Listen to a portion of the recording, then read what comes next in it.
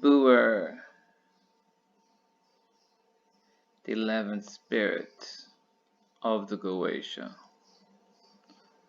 As usual, starting with the general interpretation of Buer, and then continuing with my own subjective experience of working with the spirit. Buer appears as a lion's head, usually smiling, and 5 goat legs spinning around. His legs form a shape that looks very similar to a swastika. His knees are pointing either clockwise or anti-clockwise, depending on the type of energy being generated. He is generally perceived as being friendly, although can be quite fierce and strong all of a sudden. When the sun is in Sagittarius, he appears as the figure of Sagittarius, yet he is strongest in the summer. He is a president of hell, strongest the 21st of June, July 1st. Direction is the south, because obviously it's fire. Tower is the 2 of Cups, so working with the energy of harmonizing the masculine and feminine energies in the second Sephiroth, so at the beginning of the masculine energy channel of our consciousness. So basically harmonizing the masculine and feminine energies. The planet is Mercury. It's metal, of course, is Mercury. Element is fire. Color is orange. Planet is a low, and at the moment it was far too hot for me to go to find a low, so I didn't get a low. Sounds the Storax. Zodiac is Cancer. Chant, Erato, Olka, Buer, none. Benefits of working with Buer: heals all diseases, balances masculine and feminine energy, herbalism, and natural philosophy. When I began working with Buer, I was like, yeah, nothing really interesting about this spirit. All he does is heal all disease. Like, how is that useful? And he heals diseases mainly through balancing the masculine and feminine energies. But of course, I can advise us herbalism has a good understanding of natural philosophy and logic. So the big question we ask is Buer German? There is at least 2 places in Germany with the name Buer. Buer. People pronounce it differently.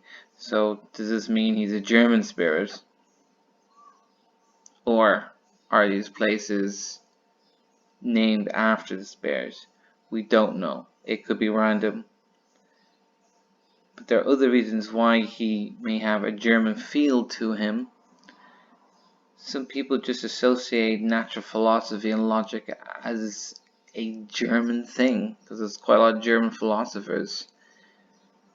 So is he a German spirit, or would I personally believe it's just that the German essence is influenced by the Buer essence, particularly with the use, particularly the shape is that of a swastika, which most people associate with Germany. But it doesn't take very long to realize that this symbol is everywhere where there's Celtic people, Germanic people, and of course Indian culture, Buddhist culture, Asian culture, Chinese culture, Japanese culture. And anywhere that had the original Aryan influence would have had this symbol. So I would say he's not a German spirit, but the German essence is influenced by this spirit. So if it's a bit confusing when I read people say clockwise or anti-clockwise swastika. So the swastika at the top, where the faces are pointing clockwise. I call that an anti-clockwise swastika because it would be clearly being anti-clockwise. And that would be grounding energies down into the earth and would be associated with luck and prosperity in Hindu culture. The swastika at the bottom, which they would call something like a swastika or something, or an aswastika.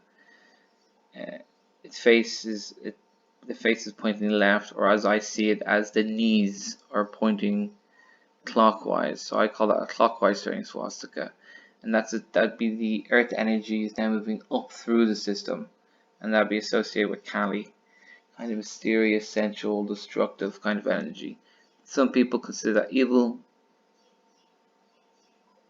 and others just don't believe in evil and see it's a type of energy we can use for healing. So, as he appears to me as a smiling, friendly lion, and as I was chanting Rato, Onka, Buer, Anon, the spirit grew larger and larger and just consumed the entire room to where I was just seeing the face. And I had to look around to see the legs and the rest of the room. It was like the spirit took over the entire room. It was huge. So to me, it's clear that he is the fiery aspect of existence. That part of existence that just takes you. And ultimately to balance the masculine and feminine energies, just let go and allow existence to take you.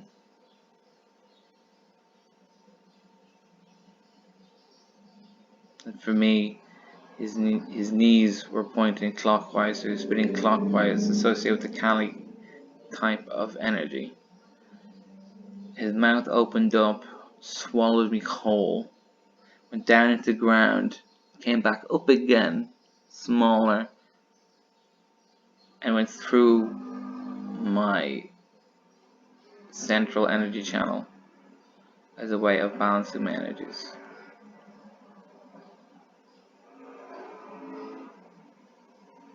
When I asked him what did I need to heal, it's like just balance the masculine and feminine energies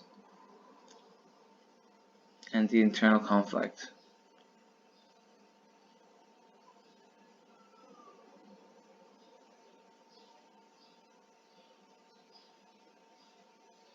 I asked him specifically, was there any herbs he could recommend? He said, seriously, just balance the masculine and feminine energies.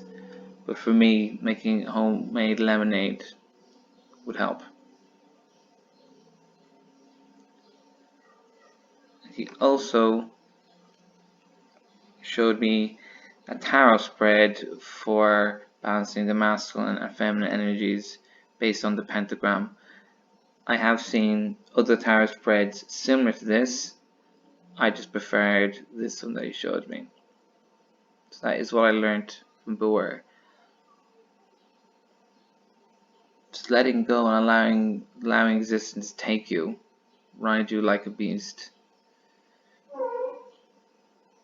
I'm embodying now every morning me being the great whore of Babylon and taking in the fiery spirit of existence.